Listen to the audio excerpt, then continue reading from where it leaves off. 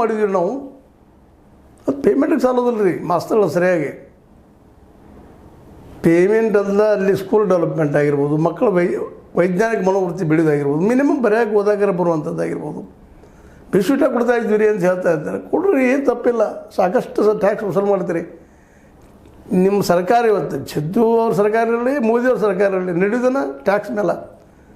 ಇಲ್ಲಿ ಯಾವ ಇಂಡಸ್ಟ್ರಿ ಉಳಿಸಿದೆಲ್ಲ ಬಂದ್ ಆಗ್ತಾ ನಡೆದಿದ್ದಾವೆ. ಉದ್ಯೋಗಗಳಿಲ್ಲ, ಕೃಷಿಗೆ ಮಾರ್ಕೆಟ್ ಇಲ್ಲ ಪಾಪ ರೈತಗೆ.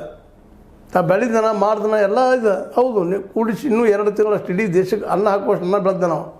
ಆದರೆ ಪಾಪ ಮಾರ್ಕೊಳ್ಳಿಕ್ಕೆ, ಆ ಬೆಳೆ ಮಾರ್ಕೊಳ್ಳಿಕ್ಕೆ ಅವ್ನು ಮಾರ್ಕೆಟೇ ಇಲ್ಲ. ಅದಕ್ಕೆ ನಾವು ಹೊಡ್ಕೊಂಡು ಹೋಗಿಬಿಡ್ತಾರೆ ಇದನ್ನು. ಅಲ್ಲಿ ಆ ಪರಿಸ್ಥಿತಿ, ಇಲ್ಲಿ ಶಿಕ್ಷಣದ ಈ ಪರಿಸ್ಥಿತಿ. ಗಡಿನಾಡಂತೂ ಮುಗಿದು ಹೋಗಿಬಿಡ್ತು, ಮಾತಾಡೋಂಗಿಲ್ಲ. ಆದರೂ ಇವ್ರು ಹೇಳೋದು ಕನ್ನಡ ಅಕ್ಕ ಏನೋ ಹೋರಾಡ್ತೀನಿ, ಕನ್ನಡ ಕನ್ನಡ ಕನ್ನಡ ಅಂತ ಹೇಳ್ಕೊಂಡು ಸಿದ್ದರಾಮಯ್ಯ ಆಯ್ತು, ಮತ್ತಾರ ಆಯ್ತು, ಎಲ್ಲ ರಾಜಕಾರಣಿಗಳು.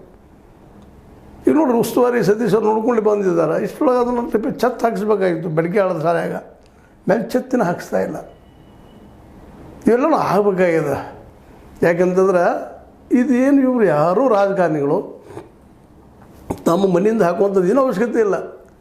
ನಮ್ಮಿಂದ ಟ್ಯಾಕ್ಸ್ ತೆಗೆದುಕೊಳ್ತಿರಲ್ಲ, ಆ ಟ್ಯಾಕ್ಸನ್ನು ಶಿಕ್ಷಣಕ್ಕೆ ಯಾಕೆ ಖರ್ಚು ಮಾಡ್ತಾ ಇಲ್ಲ? ಅಲ್ಲಿ ಕಟ್ಟಡಗಾಯಿತು ಮತ್ತು ಅಲ್ಲಿ ಟೀಚರ್ಗಳಿಗಾಯಿತು. ಟೀಚರ್ ಸಫಿಷಿಯೆಂಟ್ ಇಲ್ಲ. ಮಕ್ಕಳಿಗೆ ಮುಖ್ಯ ಟೀಚರ್ ಮತ್ತು ಕೊಠಡಿ. ಟೀಚರ್ ಇಲ್ಲಂದ್ರೆ ಪ್ರಾಥಮಿಕ ಶಾಲೆ ಆಯಿತು, ಮಾಧ್ಯಮಿಕ ಶಾಲೆ ಆಯಿತು, ಕಡಿಮೆ ಆದರೆ ಹೆಂಗೆ ಕಲಿಸ್ಲಿಕ್ಕೆ ಸಾಧ್ಯದ?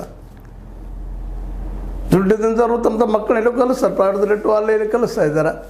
ಮತ್ತು ಪ್ರೈವೇಟ್ದಾಗ ಅಂತ ಅವ್ರು ಏನು ಪಾಪ ದುಡ್ಡು ಶಿಕ್ಷಣಕ್ಕೆ ಅವರು ಸಫಿಷಿಯೆಂಟ್ ಪೇಮೆಂಟ್ ಮಾಡೋದಿಲ್ಲ, ಆದರೂ ದುಡಿತಾರೆ. ಇಲ್ಲಿ ನೋಡ್ರೆ ಸಂಖ್ಯೆ ಕಡಿಮೆ ಅದ. ಕೇಳಿದ ತಕ್ಷಣ ಇಲ್ಲ ಹೆಚ್ಚದ ರೀ, ಕೆಲವು ಕಡೆ ಇರ್ತದೆ, ಅಲ್ಲಿ ಹಾಕ್ತೀವಿ, ಇರ್ತದೆ, ಅಲ್ಲಿ ಹಾಕ್ತೀವಿ, ಇದೈತಿ.